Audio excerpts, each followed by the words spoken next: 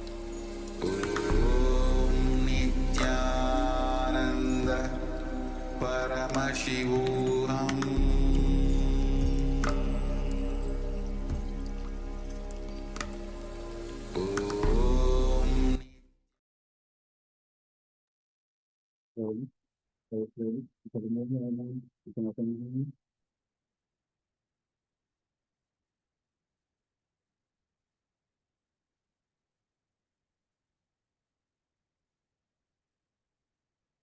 And just feel that restful awareness and let's share whatever is revealed to you, what Swamiji revealed to you through the power of her. So let's go ahead, let's keep on sharing.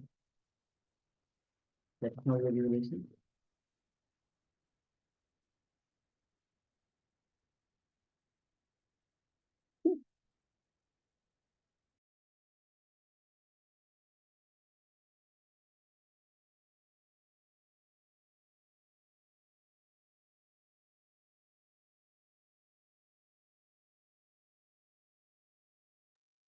So please go ahead and start sharing whatever was revealed to you. Understand anything that was revealed to you, whether in terms of image, visuals, even for fraction of second. Or sometimes happens that we saw something, something was dark, something was blurred. We had some click, yes, this object was there, but it's not vivid, it's not clear. Even you can share that as well. So, and sometimes it can come as a sound, it can come as a feeling. In different ways, it is revealed. So have an awareness and take a moment and start sharing what is revealed to you.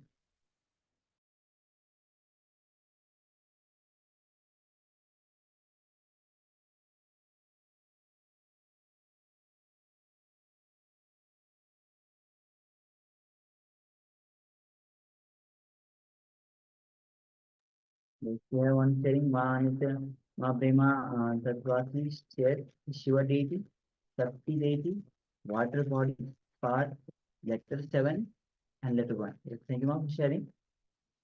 Yes, so please go ahead and keep on sharing.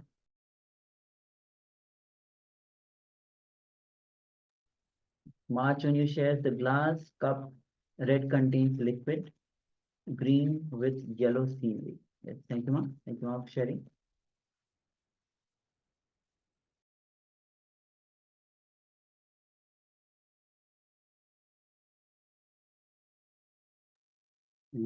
We have Yang Chao Chan here. He says, I saw little girl is buying dessert in the store. Yes, thank you.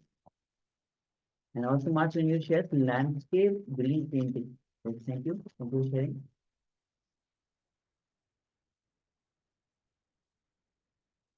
Yes, Yan Hongwei Ma shares, I saw many golden circles resembling running tracks, gold and light blue, white light. Yes, thank you. Thank you, Ma, for sharing.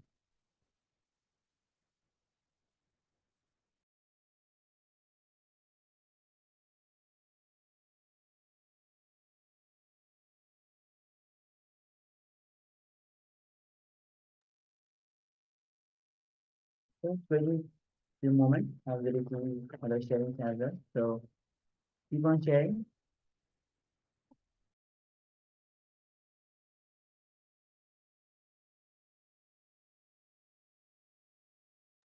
All right. So with this, let's move to the verification. We'll be projecting the image that we had shown so that we can see the verification image. So this is the image, quite simple, nice um, kind of forest where you can see the river flowing, small stream. You can see both sides small rocks, and it's kind of a forest. So you can see the trees behind, small grasses. So yes, this is the theme. So let's look at the sharings. Shiva deity, Shakti deity, water body. We definitely have the water body part. It kind of gives a feeling of a part. Letter 7, letter 1. Yes, thank you, for sharing. Definitely, we have the water body and part. I saw a young girl buying a dessert in the store. Okay, thank you, yeah. Thank you for sharing. Martin, you shared the glass cup, red contains liquid, green with yellow scenery.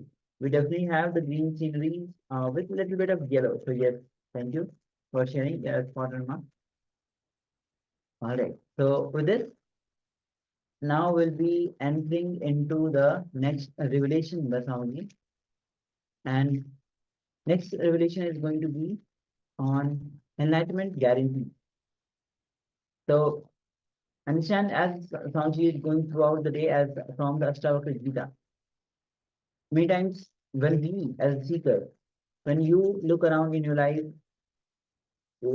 time is passing by, but you feel a kind of, as Swami says, lots of years of practice, but enlightenment, whether it is possible for me, as now you are in the presence of Swamiji. Swamiji will be guiding us through this revelation where himself will be revealing on how enlightenment is guaranteed. So let's come to the space of listening and let's listen directly from Bhagavan himself. So let's begin.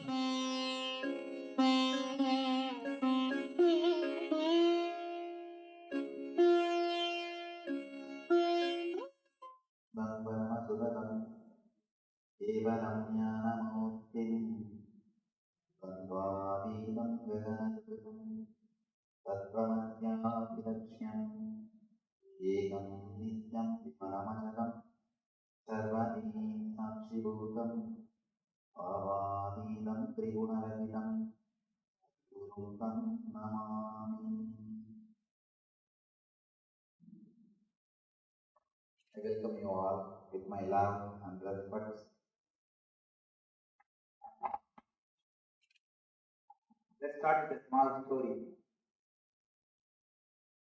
In a school, all the scout boys are supposed to tell their teacher the good deed which they did for that day. Every day they are supposed to do a good deed, come and report to the teacher. One day, three friends, all three boys, they stood up and they said, "Sir, today we helped an old lady to cross the road." Teacher was not able to understand. To make an old lady cross the road, to help an old lady cross the road, you don't need three persons. Why? Why you need three persons to make old lady cross the road? It won't take three persons. They said, no, sir. We took three persons because she did not want to.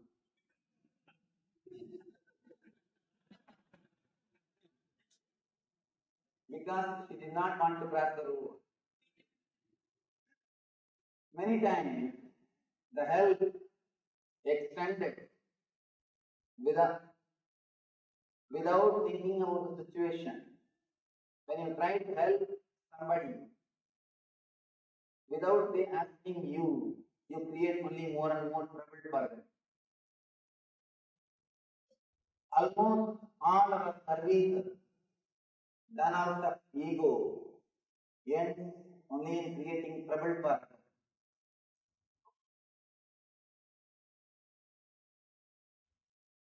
Here, I request all of you, unless you ask, I won't be able to help. By you being here, I assume you are interested or you are asking the help or the ultimate experience of enlightenment. Unless you ask, whatever help done by me will be only a trouble or problem for you. The whole Ashtavakra Gita, great book, is delivered to Janaka because Janaka asked, if you have come here just to check out, after all what he is saying, let us see. You are welcome. You are welcome, no problem. But please be here completely. Usually, our mind is such. Early morning when you get up and start brushing your teeth, your mind is already in the office. Thinking about office, worrying about office. When you are in the office, already your mind is in the evening program, some cinema, theatre, temple, some evening program. When you sitting in a theater or temple, already your mind wants to come back to the heart. You are thinking about the heart. One thing is sure, if you are here, your mind is not here. Your mind doesn't stay in a place where your body stays. Your mind doesn't rest inside your boundary. We all live almost like a ghost.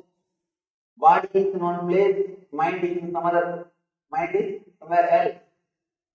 You don't stay inside your boundary.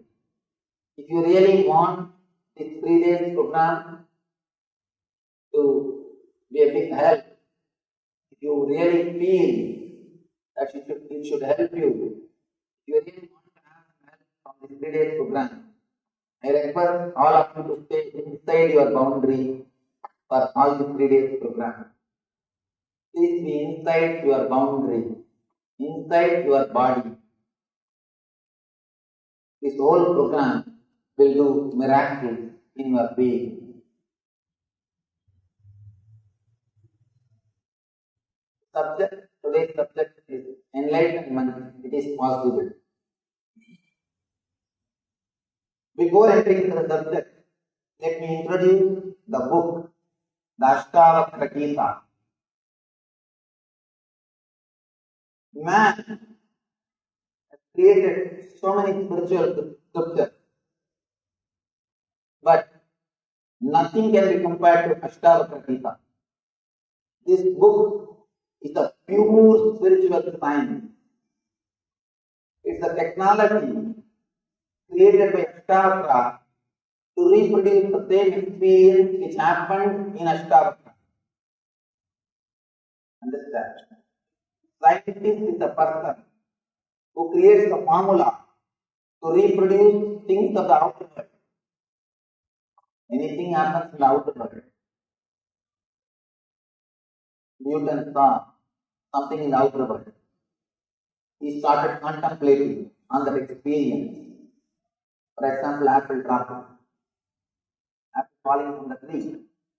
And he started contemplating on the experience. And he created a formula, created a theory through which people will be able to understand about gravity.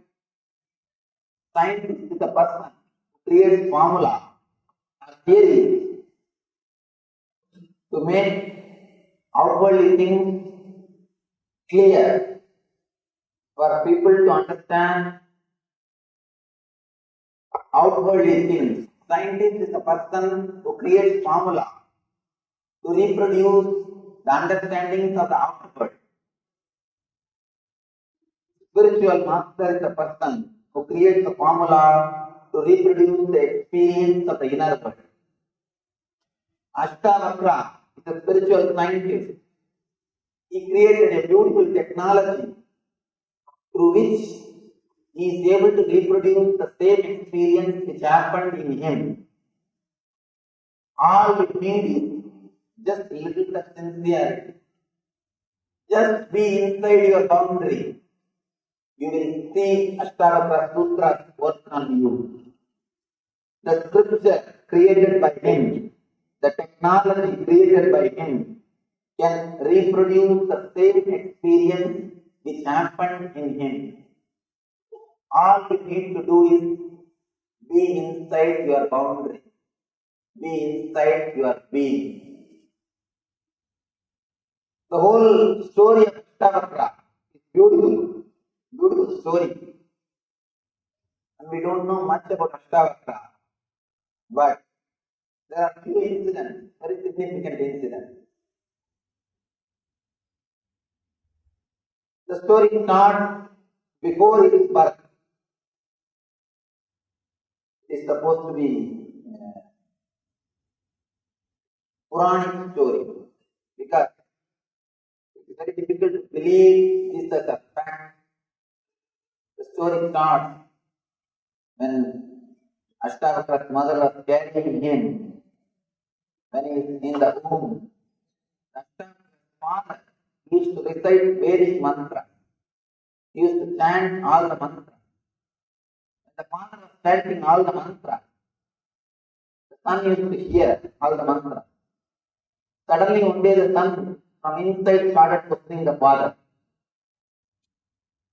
What you are chanting is a pure word. It has no juice.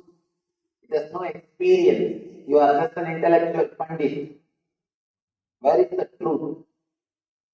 Father was shocked. I think from Ashtavakra the generation gap problem started. Ashtavakra is the first person who created and started the generation gap problem.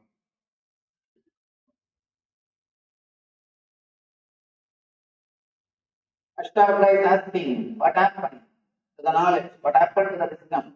You are just reciting only words. It's the pure word.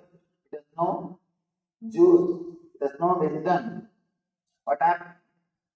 Of course, father, as usual, was deeply hurt. And Pandit's egos are always very strong. Because their whole personality is built on words.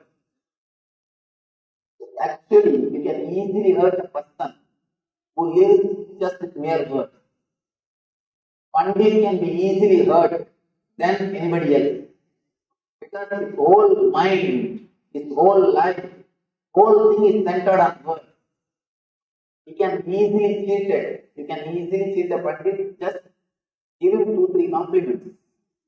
Just verbally tell him you are a great person, over. You can easily hurt him by telling few words. His whole life is centered on words. Words and words.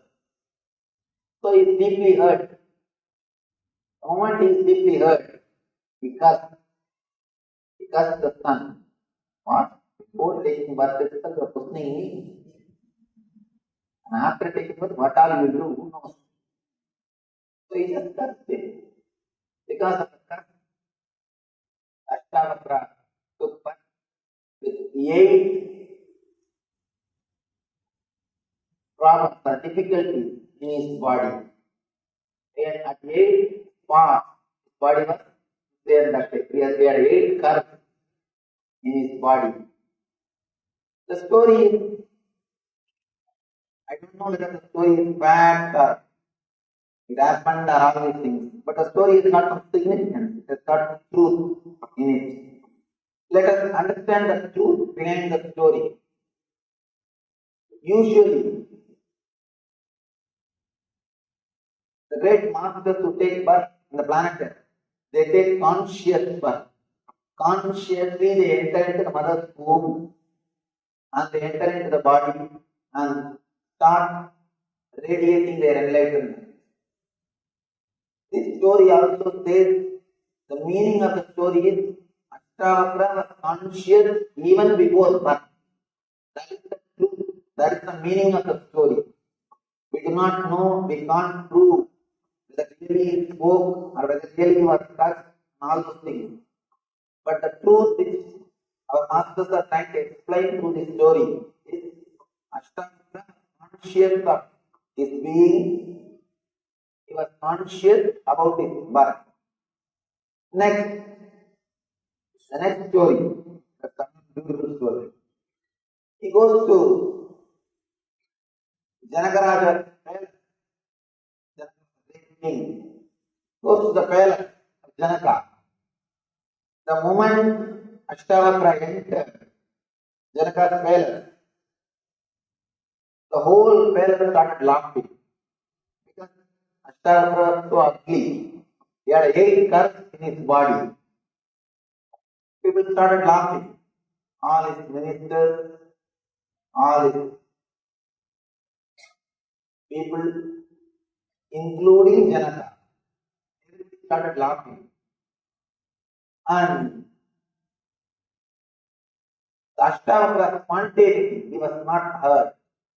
If you are hurt, you are defeated. At any point, if you are hurt, you are defeated. If you become angry, you are defeated. He is not hurt. He was not disturbed. He was not hurt. He was not disturbed. He was just completely relaxed. He says, "O Janaka, I thought you were a great rishi. I thought you were a great enlightened person. You are a great yogi. But neither you are a yogi, nor you have any yogis around you. You have only cobblers in your court. You have only shoemaker in your court." Ashtavakra boldly says, "You have only shoemaker in your court." You need to understand this statement. It's a beautiful statement.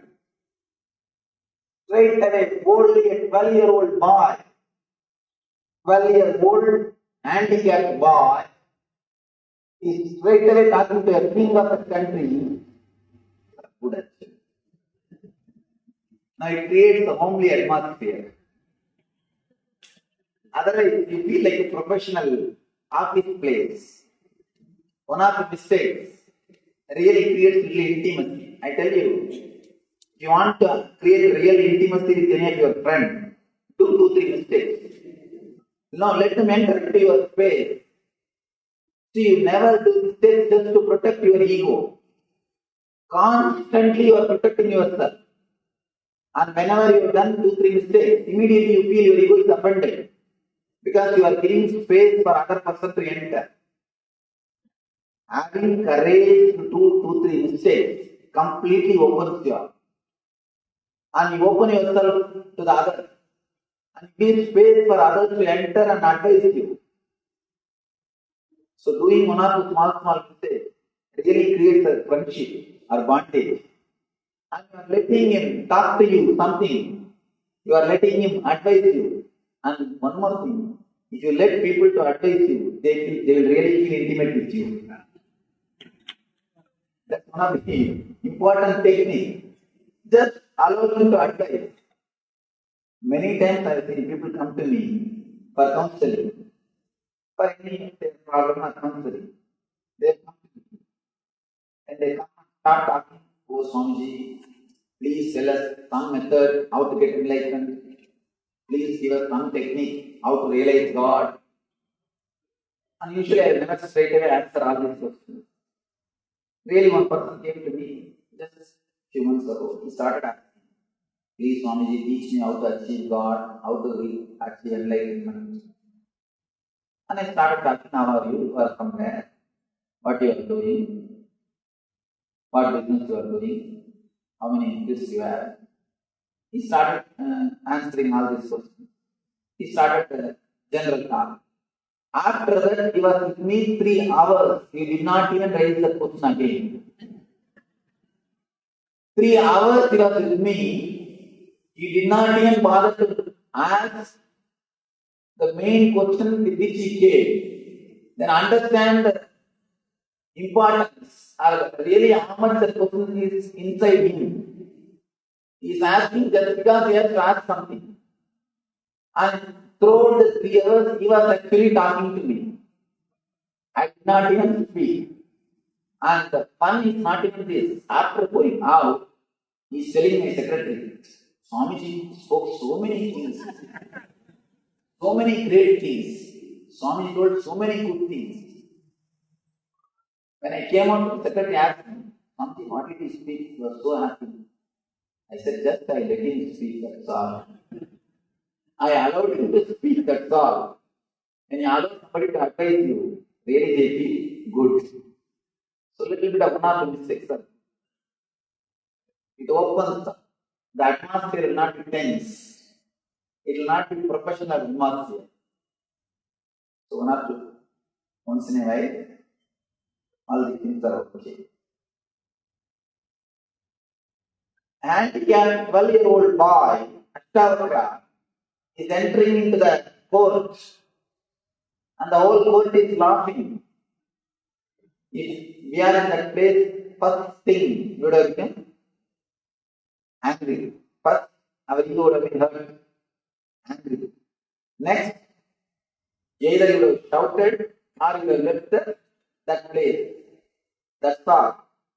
But here is the person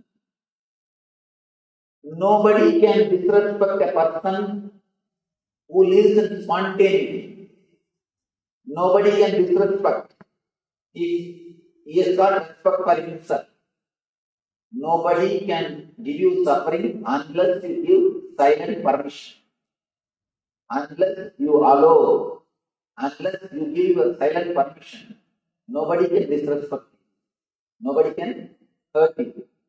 Here, Ashtavakra is such an integrated being, such beautiful being. He is not allowing others to hurt him, depress him.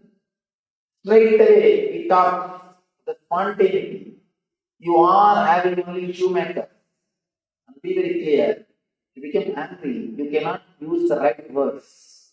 He is using a right word. Cobbler, shoemakers.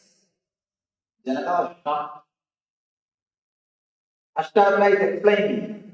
These people are only seeing my skin, not the being. Cobblers see only the skin, not the reality. When a cobbler sees an animal, he will think only about the skin, not the being. When a tailor sees you, he will see only your dress. He will measure your being only based on the dress which you are wearing. A jeweler, if he sees you, he will first see only the jewelry which you are wearing. He will judge you only based on the jewelry which you are wearing. He will weigh you based on the gold which you are wearing. People look at things only from their angle. They have their own ideas. They have their own imagination. You have only cobblers around you. People who see only skin, not the being. My body got 8 curves, no doubt, but my being is pure. My being is straight. You can't upset a man who lives in spontaneity. You can't stop him. You can't disrespect him. It's a beautiful Zen story. There was a great Zen master who was giving teachings. He was giving discourse. Again, on Buddhist Pandit, well read, but have not experienced anything. Well, the Pandit, he came. The moment he entered the hall, he started shouting. Of course, Pandits are professional shouters. He started shouting. What then you know? What spirituality you know? What are you talking? The Zen master was a young guy. What are you talking? What then you know? You can make only his fools listen what you say. You can't make me listen. Can you make me listen what you say? Master was very polite. He just said, "Sir, can you please come here? I am not able to hear." The Pandit comes to all his arrogance. Then Master said, "Can you please come this side?" He comes this side. Then Master turns the face. "Can you come little near?" He came little near. Master says, "You seem a very good, nice person. Already 3 times you heard what I said. Now please sit and listen." You seem very good, nice person. Already 3 times you heard what I said. You listen what I said. Now please sit and listen. Person who lives in spontaneity can never be disrespected. You can never judge him. And Ashtavakra is a person who is living in spontaneity, who is completely in the present moment. He can neither be disrespected nor be deluded by the ego. He is not disturbed. He is just clear about his being. And he says clearly, "Janaka, you are having only cobblers around you." And Janaka really felt, really understood. Janaka is an intelligent person. rare politician, an intelligent king, rare being. Being a king and having intelligence is really something. Janaka, the king, an intelligent being, he understood the meaning of the words uttered by Ashtavakra. Immediately he comes down from the throne, touches the feet of Ashtavakra, and please forgive me. I understand what you said. And not only that, not only he asks Ashtavakra to forgive him, further he puts one more question. Master, O Lord, Bhagavan, he calls Ashtavakra as Bhagavan. O Lord, just from your very word, I understood what you spoke is from your experience. Please understand. If you want to find out whether somebody is really experienced person, enlightened person, or just an intellectual pandit, see when he was hurt, see when he was disrespected.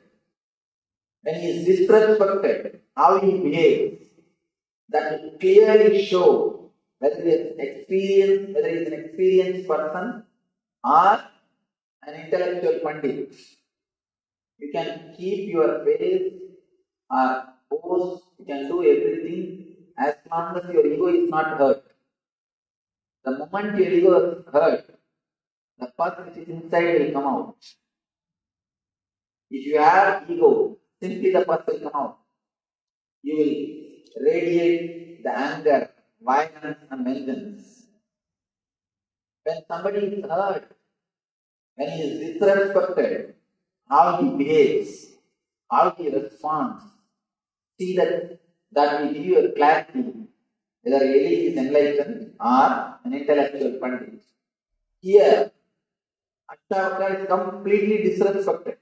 If you say a word and laugh about him, even that will not hurt so much.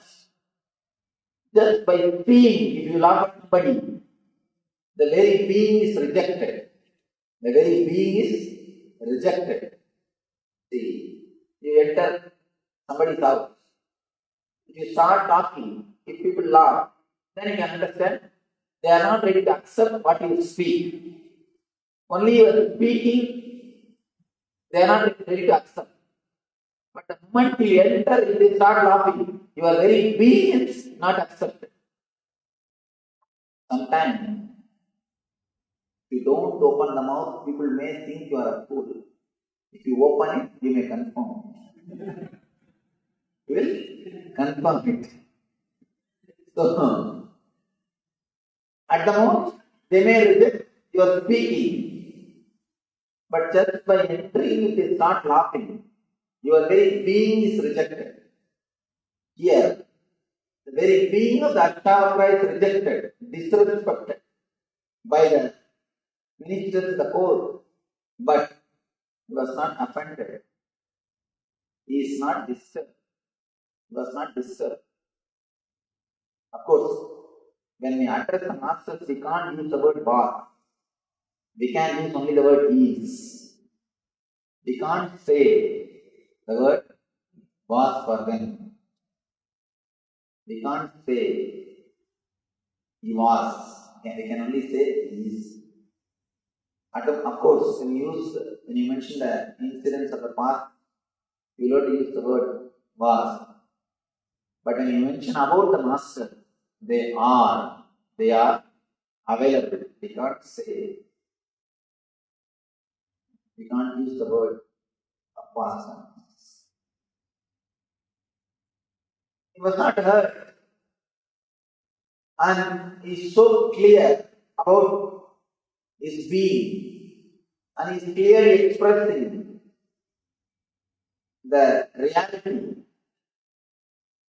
Janaka says, just by your very words, your few words, I can understand you are an enlightened being. It is from your very being.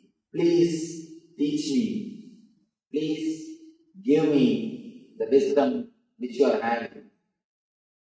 Janaka is requesting, because Janaka has whatever Ashtavakra taught has become big help. It has helped Janaka Raja to transform his life, to awaken his being, to achieve enlightenment. Here, I request you, unless you ask, this help cannot be given. If I give you without you asking, it will be just like South boys helping old lady to cross the road. 3 boys have to help one lady because she did not want to cross the road. So be very clear, I do not want to force help on you. By you being here, I assume you are requesting this help. So, I am entering into the Sutra, I am entering into the Ashtavakra Gita, assuming you need the help, you need the wisdom, you need the knowledge of Ashtavakra. Janaka Uvacha. Let me give the slokas in English itself, then I will give the explanations. Janaka said, how can knowledge be acquired? How can liberation be attained? How is renunciation possible? Tell me this, O Lord. Beautiful question.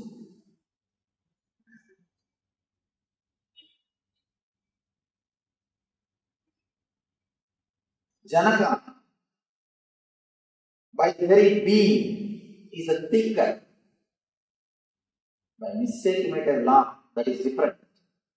By the very being, is a thinker, thinker of truth, thinker of the reality.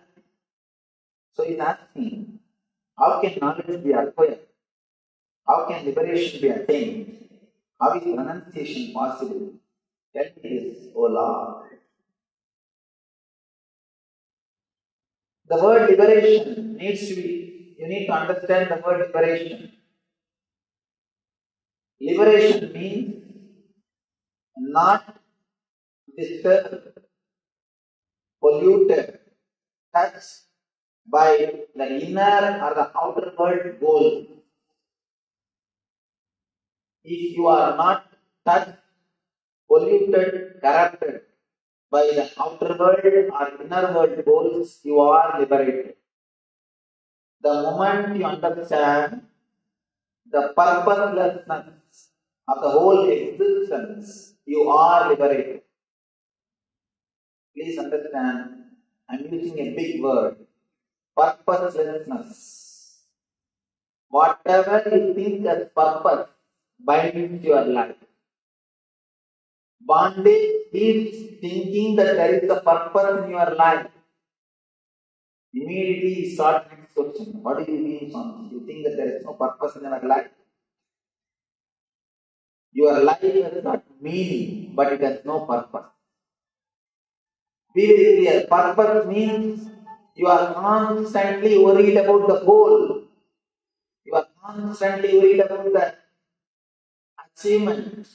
You are constantly bothered about what has to be achieved. The goal. Be very clear. Goal is not the result of the life. The life itself is the result of the life. For example, 1 month you are earning 20,000 rupees. You measure your 30 days time as 20,000 rupees. Mentally, by and by, you start calculating your 1 month equal to 20,000 rupees. Whenever you go to shop, you measure in your mind, oh, to buy this saree, I have to work 15 days. To buy this jewel, I have to work 2 months. Only based on the money you measure your month. Be very clear. Somebody says, they will give you 100 years salary in lump sum and ask you to die. Will you accept? No. But Your mind is conditioned so much. You measure your whole life based on the money which you make every month. The value of your life is calculated by your mind based on the money which you make. You need to understand an important thing. Your life is not equal to money or wealth which you are creating. Money or wealth is beautiful as long as you use it. When you start measuring your whole life, when you start calculating your whole life just based on the money, when your whole life is minded, when your whole life is centered only on money, be very clear, you are seriously missing something in the life. Something seriously wrong with your thinking system. Money is beautiful as long as you use it. But when you start measuring your life based on the money which you make, you are living in a miserable condition. If you measure your whole life just based on money you are making, you will be happy only on the first and second. When you receive your paycheck, when you receive your salary. For next 28 days, you will be doing tapasya just for the 2 days. You will be selling your 28 days just to be happy in 1 day. Please do not sell your life. Do not sell your life for some goal. Two things. If you sell your life for some goal, you may not achieve at all and feel frustrated. That may happen, first thing. Second thing, you may achieve the goal and feel depressed. Be very clear. There's an important word which you need to understand. Depression of success. Depression of success. Depression which happens after failure is not real depression. Because always somebody can give you hope. There are so many hundreds of self-help books. How to books. If you want to become mad, read how to books. Straight way to hell. Direct way to hell. Is how to books, self-help books. They are actually, if you are normally living with your problems, you may have faith worries. And you read these self-help books, and they constantly teach you, don't worry, don't worry, don't worry. Now you have one more worry, how to stop your worrying. All self-help books leads only to hell. Direct way to hell. They will create one more worry for you. Let me tell you a small incident. It's not an incident, it's the truth. How to stop worrying, start living. That's a great book. Dale Carnegie is the author. And he wrote 2 books, How to Stop Worrying and Start Living. Another book, How to Win Friends and Influence People. Bestseller. International bestseller. One more information you should know.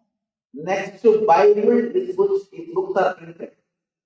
Next to Bible, understand, means practically second Christ. Next to Bible, his books are printed and sold all over the world. In the first book, he says how to stop worrying and start living. How to stop the suicidal thought. The next book, he says how to have a good relationship with your wife. These are the 2 main ideas. Any of you read his books? Any of you read his biography? Anybody who read his biography?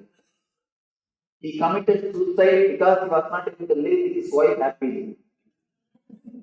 Really, I tell you, it's true. Please understand, I am not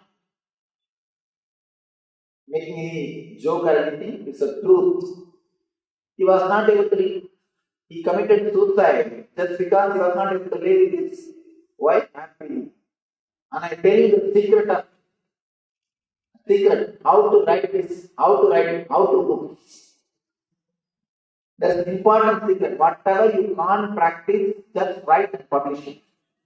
You can bestseller. Simple 3 steps to become a philosopher. First thing, whatever you can't practice, write it and publish. Second thing, it should not be told in a simple language. Third thing, complicate things as much as possible. That's all. If you can complicate a simple thing as much as possible, you will become a great philosopher. And one more small tip, try to criticize all other systems as much as possible. These are all few simple tips to become how to become a best philosopher. And how to write this, how to books. The self-help books will neither give you peace nor guide you. Here, when you start working with these books, if you have 10 worries, now you have 11th worry. How to stop worrying, how to start living. Liberation. The concept of liberation means understanding the pure purposelessness of life. Even if you face the depression out of failure, it is okay. You always have some hope. Somebody can inspire you to run again. But if you face the depression after success, nothing can be done. And if you are an intelligent man, around the age of 40 to 45, you have to face the depression of success. This is the scale to find out whether you are intelligent or not. If you are 40 to 45 and still you have not faced the depression of success, be very clear, something seriously wrong with you. Something seriously wrong with you. Something is missing in your life. Around the 40 to 45, you have to face the depression of success.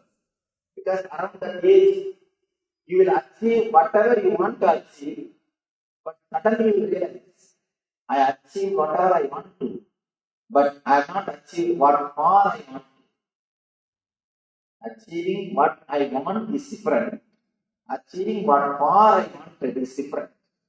You always wanted the house, car, relationship, bank balance, for the sake of happy life. By the time you achieve all these things, you are conditioned to suffer. In the young age, when you are happy, blissful by nature, when you are bubbling, overflowing with energy, you postpone your job. You always tell your mind, no. After the college, I think I'll rest and I'll be happy. And after the college, you think, I think once I get my job, I'll be settled and happy and peaceful. Once you get the job, after the marriage, I'll be happy and blissful. After the marriage, you know. And now, you know. And after that, again, I think once kids are there, we'll be happy. After the kids, I think if they all grow up and start, they finish their education, I think I'll be happy. By the time they are still in their life, you are conditioned to suffer. The stress or suffering or worrying becomes part of your being. Part of your very being, you are completely conditioned to suffer. After that, if the worry or stress is taken away from you, you feel lonely. You are missing something. You feel you are not as you are. That is the reason. Old people cannot sit with themselves. Either they will catch somebody and start talking. In 1962, when I was in the army, they will start telling the stories. See, it is not accidental. Around the world, all grandparents tell stories to their grandkids. Not only in Indian culture, around the world, in all cultures, is a tradition. Because not for the kids, for the sake of grandparents, this tradition is started. Tradition has started not for the kids, for the sake of grandparents. Because they feel lonely. And you can see in your life, elderly people, they would have been married, their kids would have been married, even sometimes grandkids would have been married. But sitting and reading the matrimonial column in Hindu with a big glass. Because they will not be able to sit with themselves. They can't relax with themselves. Relaxing within yourself is what I call liberation. Person who can sit with himself without anything from the outer world is liberated. Please understand. Jivan Mukta means don't think big terms. If you have big ideology about Jivan Mukta, you will never think it is possible. Today's subject is enlightenment. It is possible. You will never understand. It is possible. Understand, this is very simple and actual definition. Jivan Mukta means a person who can sit with himself, who doesn't need anything from the outer world to entertain him, excite him, or make him feel peaceful or happy. He can sit with himself. Liberation means understanding the purposelessness of the life.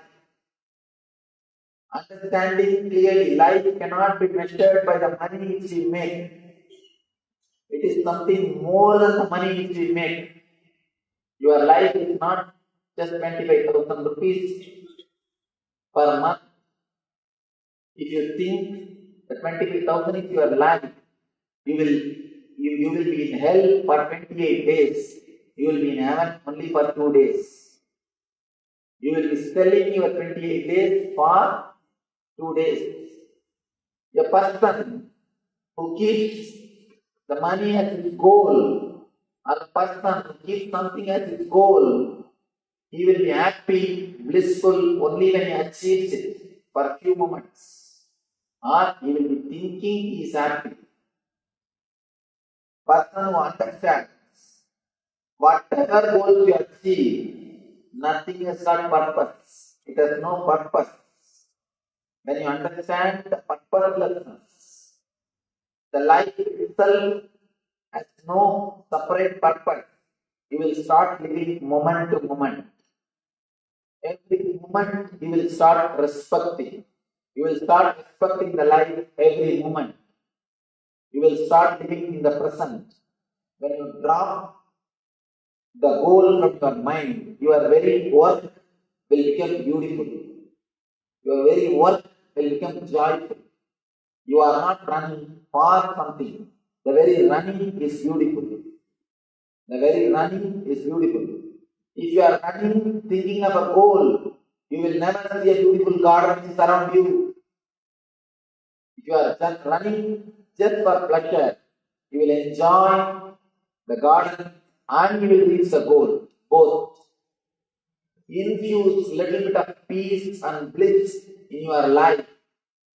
You will understand the purposelessness of life.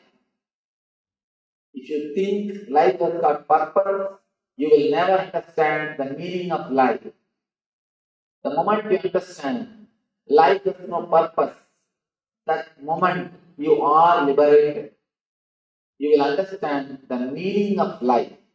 Meaning of life is living in this moment. That is what Krishna says. Karmanyevadigarasya mabaleshu tadasana. You have right only to do your duty. You have no right for result. Means, do not live a goal-oriented life. Do not think life has a purpose. Understand? Our whole life is just a small wave in the ocean of cosmic energy. In this big cosmic energy, this cosmos, in this Brahmanda, you are just a small wave. You are a small wave.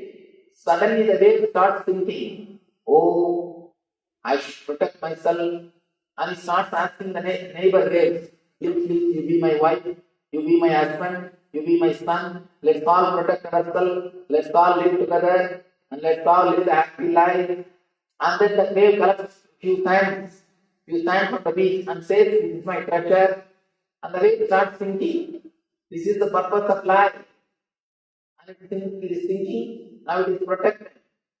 And last two, three sand pieces and 2, 3 bubbles with another wave and another wave case. You see, I am lending all this money to you. You have to give back when I am asking. And the wave is thinking, he is completely secure, protected. He doesn't understand. Next moment he is going to disappear into the same ocean. Same way, we are all waves. Few minutes drama. Next moment we are going to disappear into the same ocean.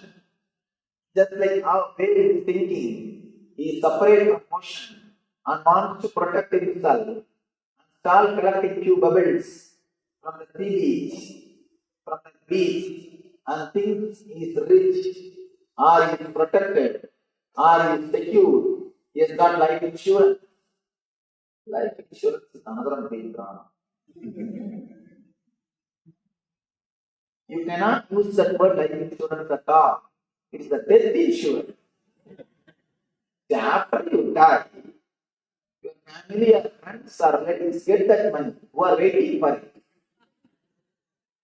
So you cannot call it as a life insurance. It can be only called as death insurance. So be very clear. Just how the wave is thinking, he is secure by collecting a few bubbles. Same way, you are thinking, you are safe by having few diamonds in your locker. That pebble and your diamond, both are one and the same. Because few idiots want to possess this diamond, it has got market value, that's all. Few fools wanted to possess that stone, it has got market value, that's all. Otherwise, in reality, that and this is one and the same. Whether that stone or this stone are one and the same. Because few fools are competing to possess that same stone, it has got market value. Be very clear, no stone can protect us. How the way is thinking, by collecting few pebbles, it is protected, its life is insured, it is secure. Same way we start thinking and few things. Life is pure purposelessness. Even though it's little difficult to understand this truth because of our social conditioning, the moment you understand, you are liberated. And be very clear, person who understands the life is purposeless, he will start working 10 times more intensely than you. He will be working 10 times more intensely. Do not think you will become lazy. Always blast. Swamiji, you say life is purposeless. If we start thinking all these things, we don't want to work, what to do now? Be very clear. Because you created too much of negative thoughts about your work. Because you are conditioned, work is punishment. Work is hell. Working is wrong. Working creates stress. Because you are again and again taught all these ideas. Because again and again you are conditioned with these ideas.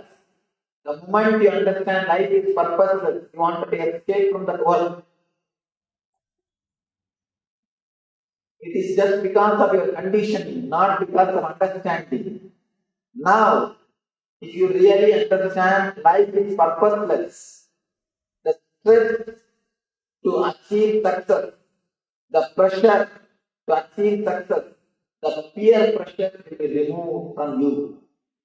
The moment peer pressure is removed from your being, you are liberated. And I tell you, liberated person will be creative. Liberated person will be energetic. Liberated person, by his own understanding, will start working. Understanding the life is purposelessness will not lead you to laziness. If it is leading you to laziness, be very clear. You are having negative attitude towards your working. You have already built up the negative attitude towards your working. That's the reason you try to escape the moment you get this understanding. But sincerely, if you understand this beauty of purposelessness, if you understand life is purposeless, you will be continuously working without stress, without the pressure of goal, without constantly thinking about the goal. As of now, you are split personality. Half of your being is thinking about the goal, half of your being is thinking about the path. The moment you understand goal is useless, you are integrated and you live in the path. The very path, the very life becomes liberation. Working out of liberation is what I call working as an enlightened being, enlightened CEOs. If you are working out of liberated consciousness, you live in leader consciousness. You are seeing the state of the leader. Two things. Status of the leader is different, state of the leader is different. Status of the leader is related to society. Status of the leader is related to your society, position, your bank balance, your position, all these things. State of the leader is related to your understanding about the life. If you have this deep understanding, you will see the state of the leader consciousness. Man is liberated, they live in the leader consciousness. Here, Janaka asks how to achieve liberation, how the renunciation possible. Tell me this, O Lord. Renunciation, another beautiful word. Always people come and ask me, Swamiji, should we renounce everything to achieve enlightenment? Should we renounce everything to realize divine? I tell them, just renounce what you don't have. You don't have to renounce what you have. Just renounce what you don't have. Fears, anxieties, unnecessary worry, unnecessary fantasies, too much of imagination. All these things are not there in your real life, but you are living with all these things mentally. Mentally, you are living with all these things. 99% of your worries never come true. Whatever person comes true is always good for you. Your unnecessary worries, give a prayer and refer to Ashtavakra, the great enlightened master, to help us to understand the technology created by him, the formula created by him to achieve the same state of Ashtavakra, same state of enlightenment. Please close your eyes and pray to the ultimate energy who gave this science through Ashtavakra to all of us. Pray to him intensely. Let him make us understand this science. Let this become our experience. Let this become part of our being. Let us digest the teachings and the technology of Ashtavakra.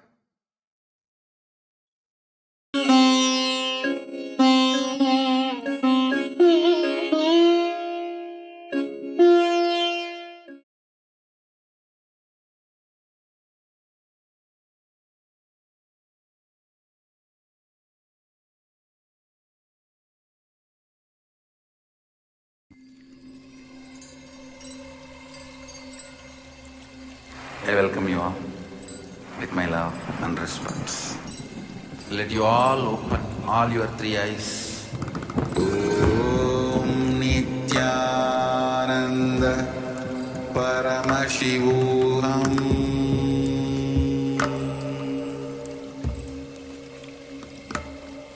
Om Nityananda Paramashivoham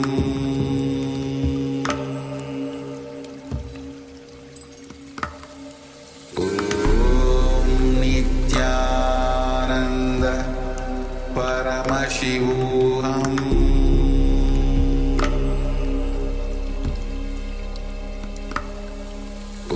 Om Nityananda Paramashivoham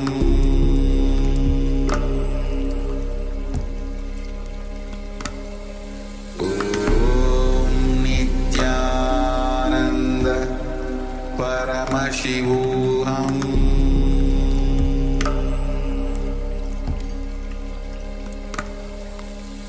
Om Nityananda Paramashivoham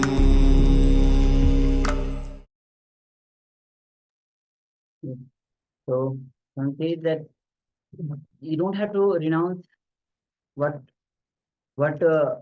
actually is. You just renounce what is not yours. Only when you renounce not what is not yours, because some say that everything that can be renounced has to be renounced. Is not worth having it. And so this will be moving on to the next revelation, which is very related to it, that you are unattached. Means whatever we have, we are already unattached to it. So let's come to the space of listening as we enter into this revelation of something. So you can have the notebook, pen and paper with you to write down the personal cognition as Swamiji reveals on this.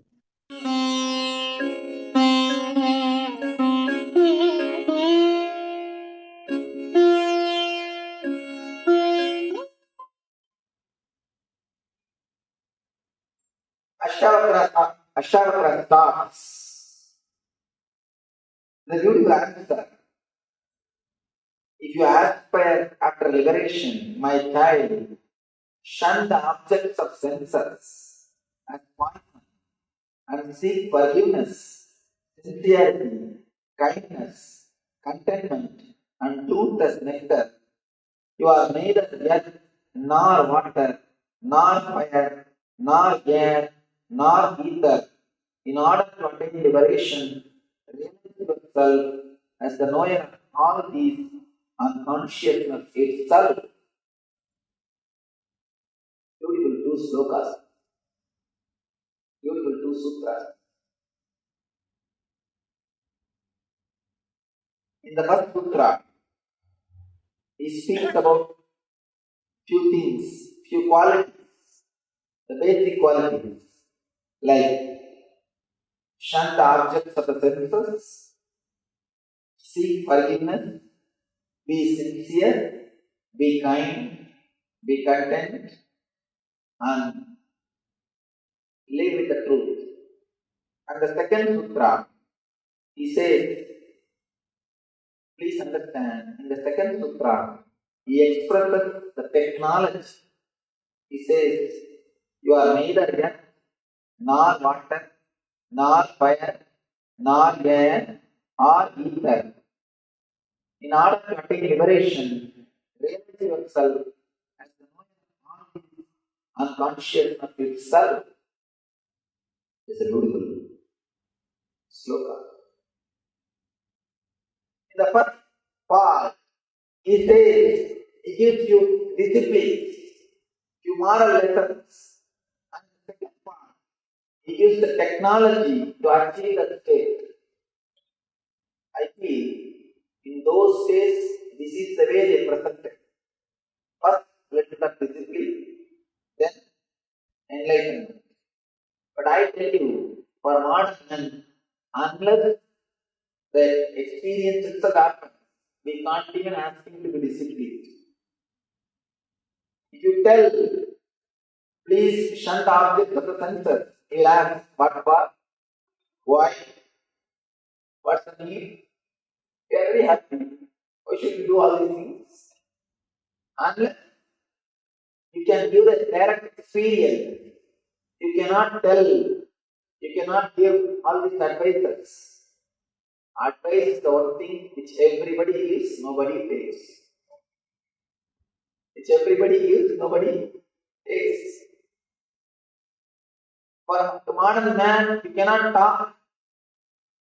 First do all these things, then you will then you enter into the experience. No.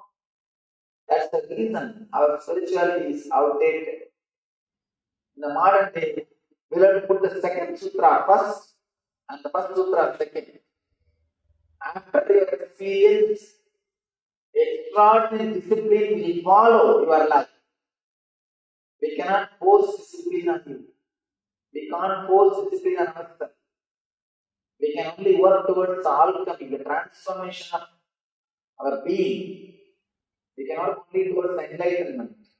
Once that experience starts happening, automatically the morality happens to you, the discipline happens to you. So I am explaining the second sutra first. Let us enter into the second sutra first. Then first sutra will start happening in your life. You are neither earth, nor water, nor fire, nor air, nor ether. In order to attain liberation, realize yourself as the knower of all these unconsciousness itself.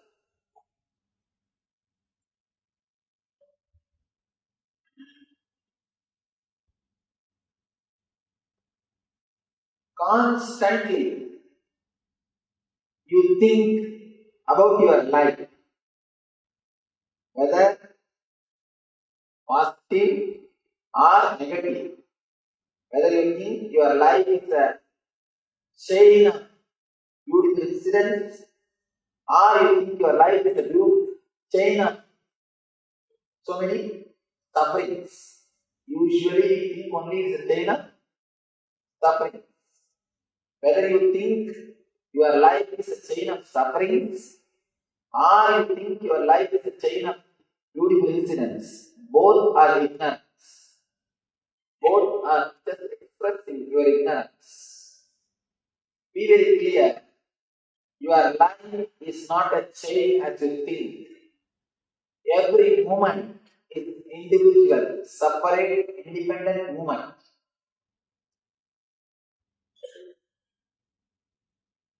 You are just unclutched being. Because usually you are clutched, you think it's a single shaft. Because you never unclutched, you think you are a shaft. Be very clear. Any moment you can just unclutch yourself. Any moment you can liberate yourself. Here Ashtavakra says, you are neither earth, nor water, nor fire, nor air, nor ether. Please be very clear. He is not requesting you to believe all these things. No. Whether he requests or not, I don't know, but I am not requesting you to believe all these things. Let me be very clear. I am not asking you to believe all these things. I am just stating the fact. I am just stating the truth. I am just expressing the truth. If you are intelligent enough, it will resonate in your being. You will feel connected to what I am saying. You will feel deeply the truth of my words.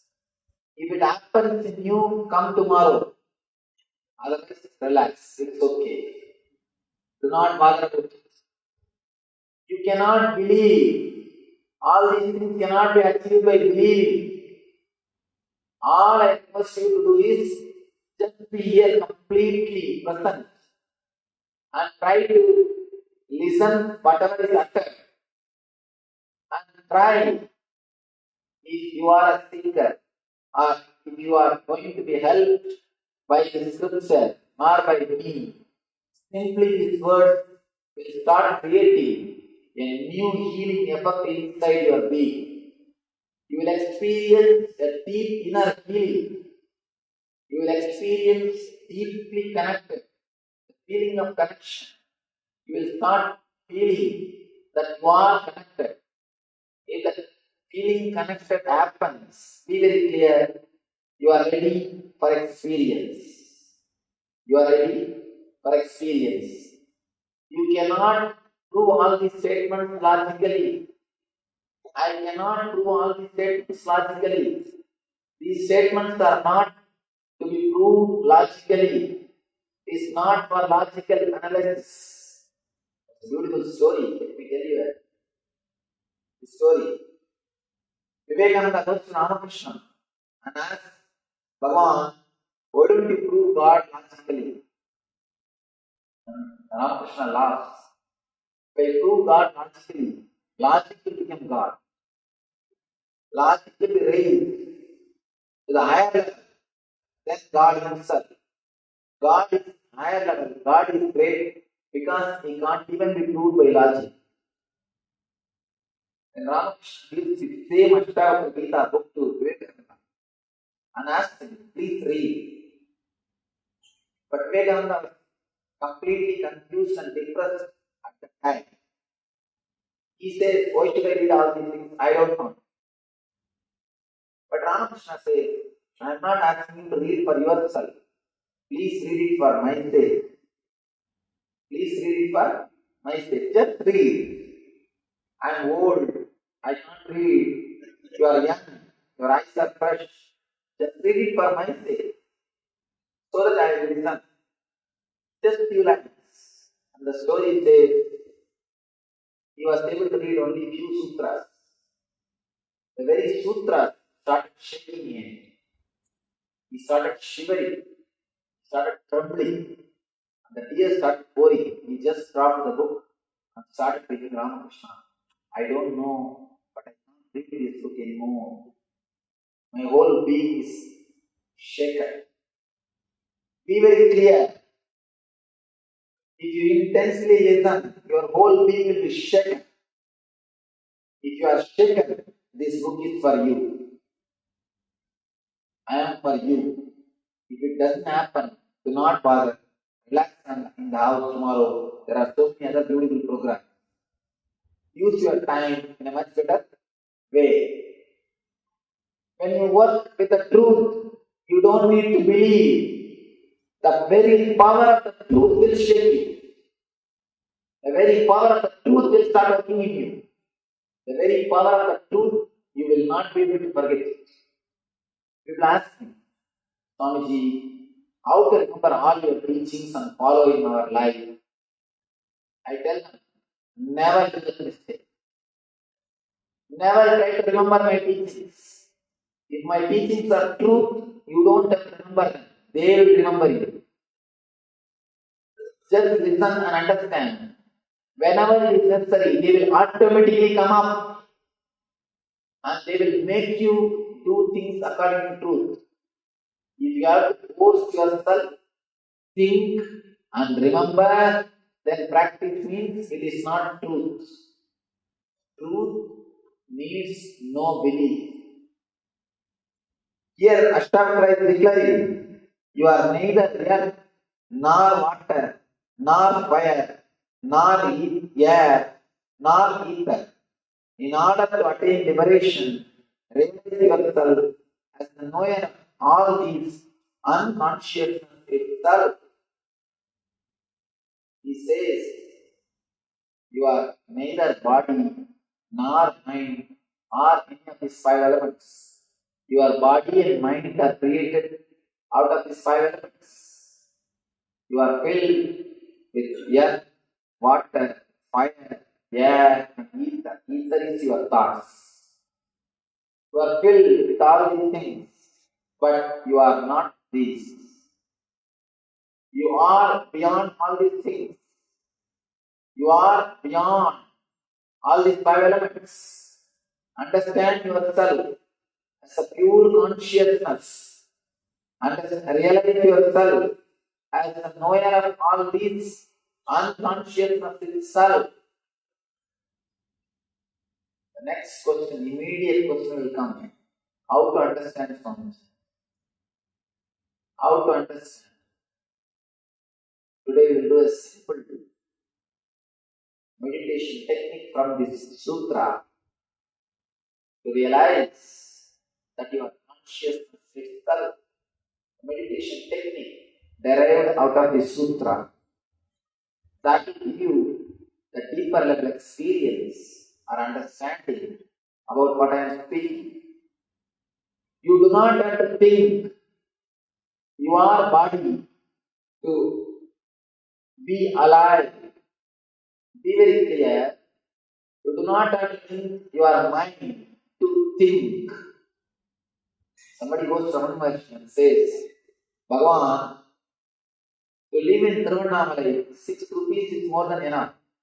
In those days, cost of living was very low. He says, to live here 1 month, 6 rupees is more than enough. Bhagavan says, to live even body and mind is not necessary. Why do you need 6 rupees? Understand?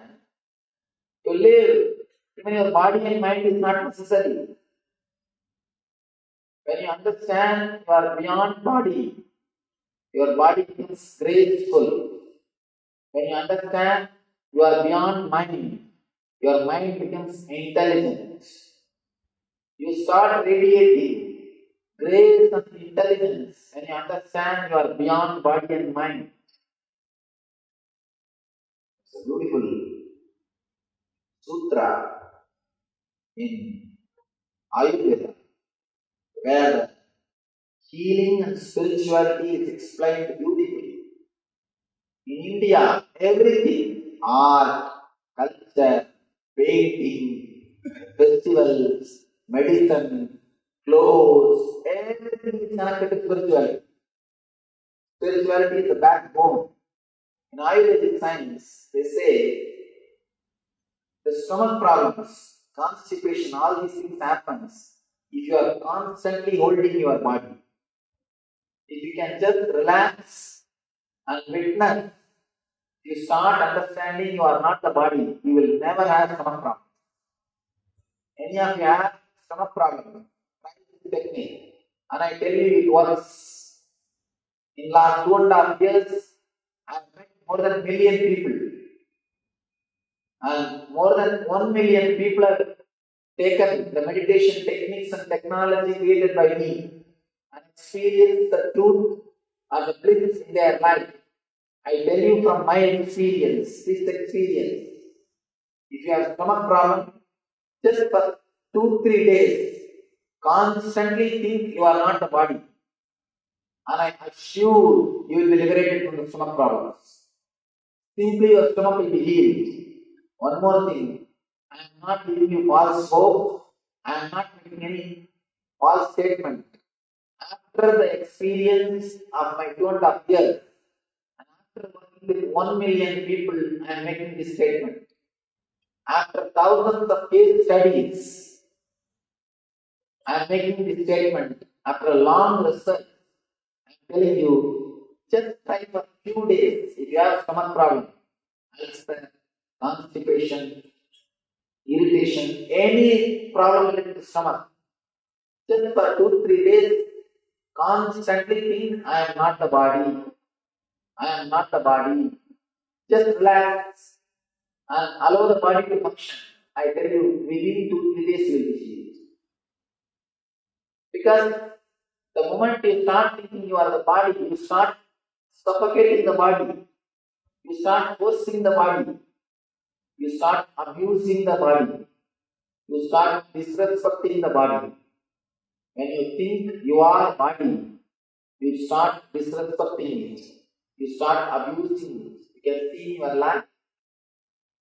For the sake of your enjoyments, you destroy the body. Till night, 12 o'clock, sit and watch the cricket.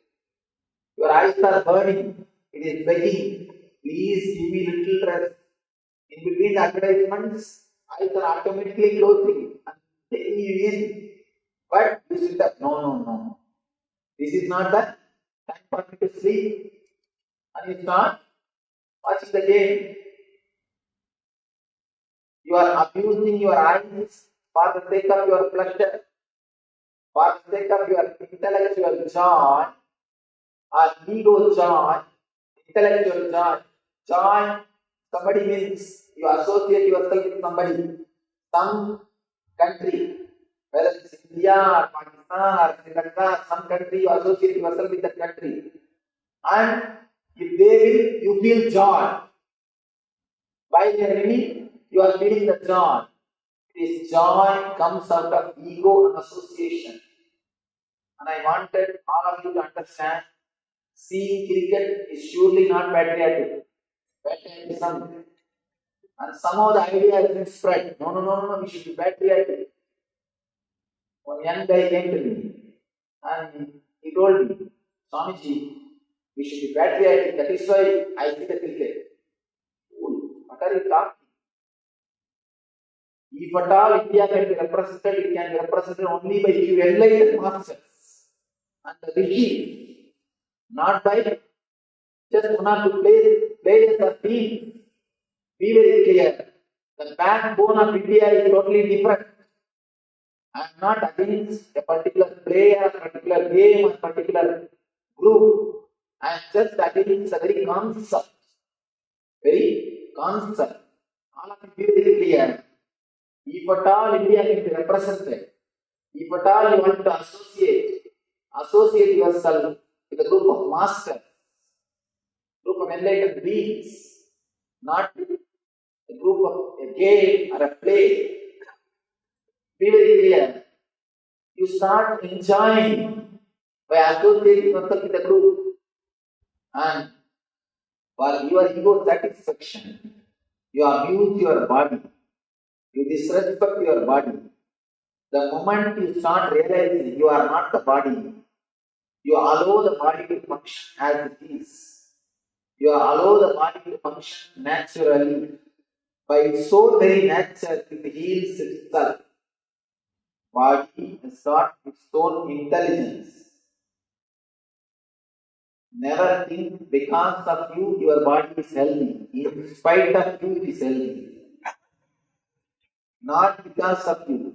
In spite of you, it is healthy. Constantly you abuse your body. Constantly you torture your body. The moment you start thinking you are the body, you start abusing the body. If you can relax from the idea that you are the body, you will start respecting the body. You will allow the body to live as it wants. You will allow the body intelligence to function. You will allow the body to live naturally. You will not interfere in the system. Interfere with your body. You will be alive, bubbling, overflowing with energy. You will radiate grace. The moment you start understanding you are not the mind, you will have a sharp intelligence and spontaneity. You can see in your life, two guys are playing chess. If you are watching the game, you will know the better moves than those two. And if you are playing, you will not know the moves. If you are just watching, you will tell them, hey, why don't you do this, why don't you do that? You yourself are playing, you will not be able to do that. Just because of the pressure to win makes you dull. When you are witnessing, when you are away, you don't have the pressure to win. When the pressure to win is not there, you become so intelligent, you become so spontaneous, you become so alive, your mind starts radiating intelligence. When Ashtavakra says, you are not the body, you are not the mind, you are not the earth, you are not the water, you are not the fire, you are not the air, you are not the ether. He says you are not five elements. We always think we are the five elements. Body and mind are made up of five elements. We always think we are the five elements. First thing, understand you are not this body and mind. When you understand you are not this body and mind, you start respecting the body and mind. You start living with your body and mind blissfully. You do not abuse your body. You do not disrespect your body intelligence. You let your body live naturally. You let your body to live blissfully. If you detach the next sutra, you detach the body and rest in intelligence, you will at once be happy, peaceful, and free from bondage. I think this one of the sutra completely expresses whatever he wants to say. Ashtavakra clearly explains whatever he wants to say. Usually, to tell things in a clear way needs intelligence. One more thing, to understand things from 2-3 statements also needs intelligence. Otherwise, we always understand from the other part. Small story. One guy from Texas goes to Europe country. Then he meets a farmer. The farmer starts speaking, the Europe farmer, he starts speaking about his farming and agriculture and all those things. And the Texas guy asks, "Where is your farm? Please show me." Farmer says, "I have 10 acres in front of my house. I have 20 acres back this side of my house, this side of my house." He was very proud. The Europe farmer was very proud of his 30-acre land. Suddenly, this guy asked the Texas guy, "How many acres of land you own? How you do the agriculture?" Texas guy said, "How many acres? I don't know. Early morning, I sit in my car and start. Goes on, goes on, goes on. Only in the evening, I reach the other side of the mountain." Europe guy immediately says, "Oh, is it so? Once upon a time, even I had like this one car. Once upon a time, even I had like this one car. Please understand, this guy says, I have a big land. But the Europe guy understands, your car is not moving. You talk from one angle, and the person understands from the other angle. Now, you need intelligence to present something with few words. Same way, you need intelligence to understand something with few words. Bernard Shaw wrote a 40-page book, and then he makes a statement. I don't have enough time, otherwise I would have wrote only 20 pages. Because I don't have enough time, I wrote 40-page book. If I had enough time, I would use my intelligence and reduce this content to 20 pages. Because I don't have time, I have to write 40 pages. Be very clear. Do not think if the book is voluminous, it contains intelligence. Many times, few sutras, one or two lines will give the whole clarity. It can transform the whole life. Today, all I want to express is a simple one thing, only one concept.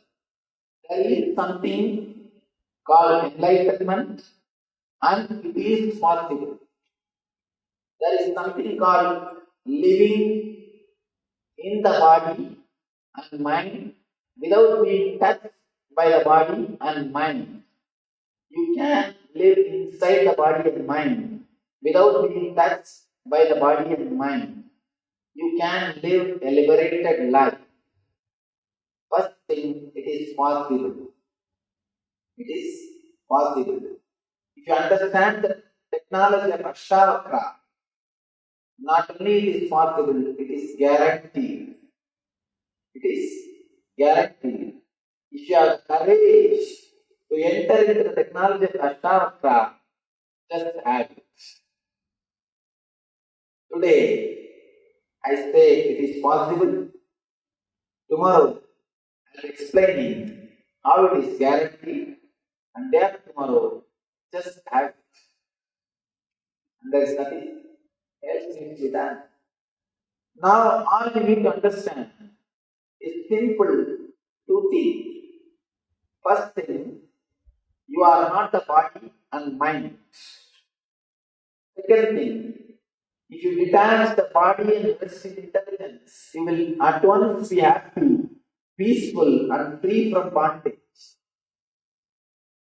The moment you think, you understand, you are not the body and mind, immediately, that very moment, you will become peaceful. Tremendous peace starts happening in you. You start understanding and accepting you as you are. In that very moment, you start relaxing into yourself. In that very moment, you become silent. That very moment creates bliss in you. The moment you understand you are not body and mind, you relax from this whole samsara saga. As long as you associate yourself with the body and mind, all the sufferings and pains of the body and mind is experienced by you. You start experiencing the pains and pleasure, sufferings of body and mind. Just understand this simple thing. For animal to breathe, for a cow to breathe, it doesn't need ego, it doesn't need any being, it doesn't need any character. But you are afraid, if you drop your being, you will not be able to use your body. You are afraid, if you drop your being, your body will not function smoothly. You have an idea about yourself. I am somebody's father, I am somebody's brother, I am somebody's son, I am this, I am that. This idea which you are having, this being which you are carrying, this ego which you are carrying is not necessary for the smooth functioning of your body and mind. Of course, very difficult to believe. A born blind person went to the doctor and asked the doctor, "Doctor, please do something and give me eyes." Doctor says, "I'll do an operation. You will have your eyes back. Then you will be able to walk without the stick." The blind people, they will use a stick to walk. He says, "You will be able to walk without a stick." The blind man says, "Sir, I understand you will do an operation. I understand I will have my eyes back, but I am not able to understand how can I walk without stick?" He cannot understand. You cannot convince him intellectually he can walk without stick after the operation. You can't convince him intellectually. Because by and by he starts thinking his walking itself is connected to the stick. Only after the operation he can understand he can walk without stick. Once he gets his eyes back, he will throw the sticks away and walk. I tell you, you don't need your ego to live in the body and mind. How the born blind person never understands he can walk without stick after operation. You are not able to understand. You can also live without the ego in the body and mind. You can live inside your body, inside your mind, without ego. How a blind man doesn't need stick, same way you don't need ego to live. The ego which you are carrying, the concept about you which you are carrying constantly, the personality which you are carrying is not necessary for you to live inside the body and mind. You are afraid, no, if I drop that personality, people may cheat me, they may exploit me, I will be taken for a ride, and somebody may cheat me in my business. Somebody may take me. If I feel I am not a body, I cannot maintain my house, I may give it away. All these fears raised in you. Please be very clear.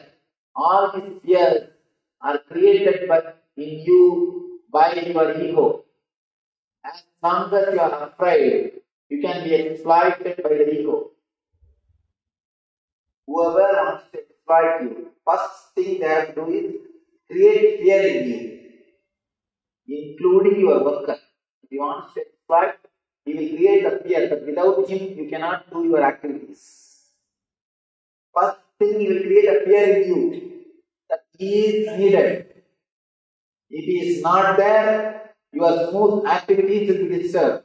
Whether your company or your house or something will be disturbed.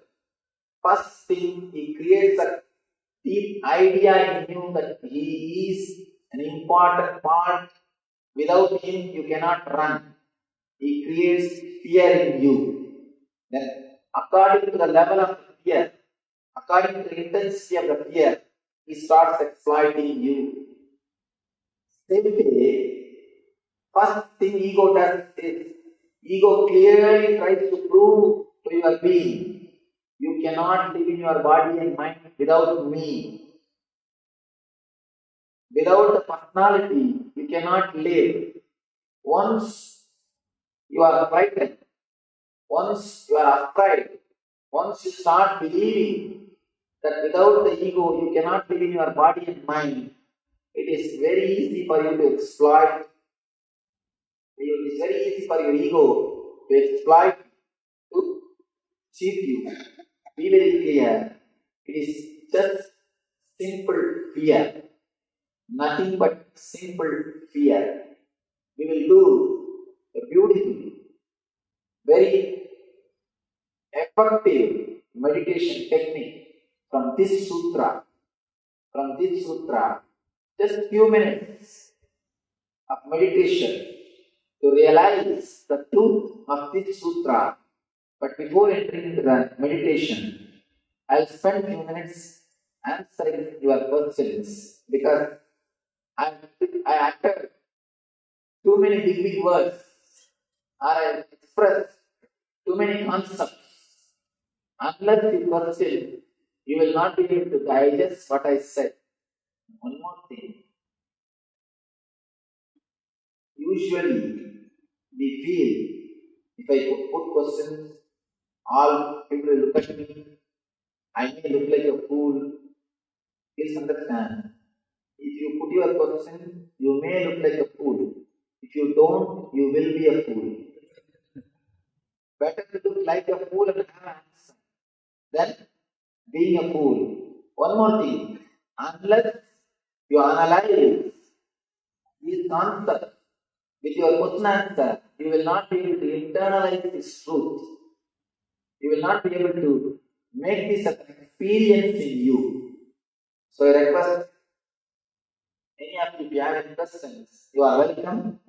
After spending a few minutes answering your questions, we will enter into a simple meditation technique to experience the reality or the truth of Ashtaraka's words.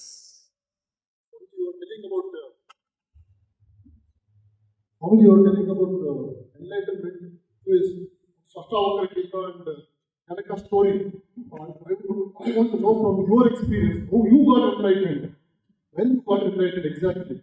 What path you proceeded to get enlightened. I can read from the book and the books are available. But I have come here only to know from you how you got enlightened. When it exactly happened. Thank you. Thank you. Nice question.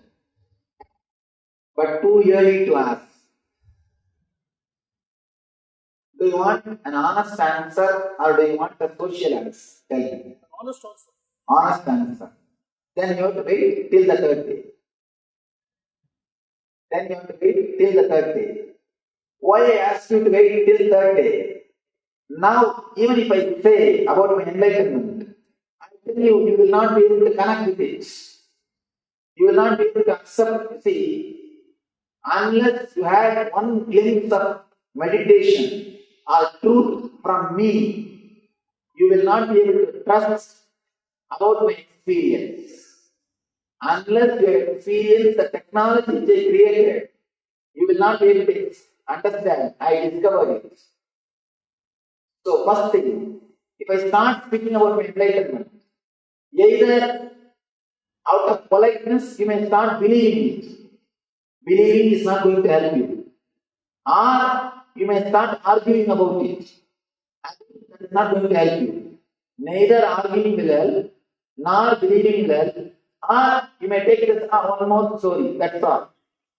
That is not going to help you. It may look like one more fiction, a story, a novel, 3 days, 5 days, but that is not going to help you.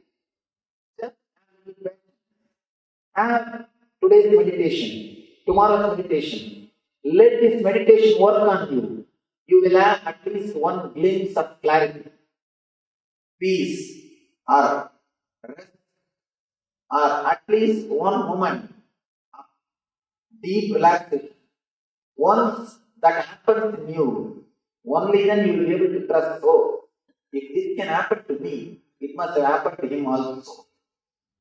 Unless you get 1 inch, or unless you get the glimpse, you will not be able to trust the other person has achieved. So I request you, please wait till day after tomorrow. Day after tomorrow, surely I will speak about my experience, about my personal experience. But unless you yourself got a glimpse, you will not be able to relate with what I am saying. Now, even if I say, it will be just one more story, it will not be inspiration for you. I keep that as the last weapon to inspire you. My enlightenment story should inspire you and make you work towards the same experience. When you are that much mature, after a little bit of maturity, if I speak about my enlightenment, it can be an inspiration for you to work towards the same state. It can be an inspiration to make you express or grow towards the same state. Now, if I start speaking, it may be only one more story. It will not be an inspiration. So please wait till day after tomorrow. Next. The point which you said about happiness. I was talking to my son. I said, I was about to this year, this is what I am benefiting. Or he said, okay, I'm already happy. What do you want me to do? Why should I? I think that's what you said. We relate ourselves with the happiness which we think it is happiness. And even to If myself. you really have to be happy, don't bother letting me happy. Don't bother. That's what I said. But at the same time, I could not explain to him what unhappiness. So Swami says that it is ego who gives us insecurity and doesn't let us believe that yes, we can live without the ego. But we can actually live without the ego. We can move our body, we can work without our ego. That is very much possible. So such a beautiful revelation by Swamiji on Ashtavakra Gita. And with this, we have come to the conclusion of today's day of Paramashivoham. And of course, join us tomorrow with the starting the day with the Nityananda Yoga. So now we'll be finishing with the 4 mantras. So let's bring our hands in our hands. Om Purnamada Purnamidam Purnat Purnamudachyate Purnasya Purnamadaya Purnameva Vashishyate Om Shanti Shanti Shanti Hari Om Tat Tat Sarvam Bhagavate Nityananda Paramashivapadakarpanamastu Om Jnanandam. Thank you everyone.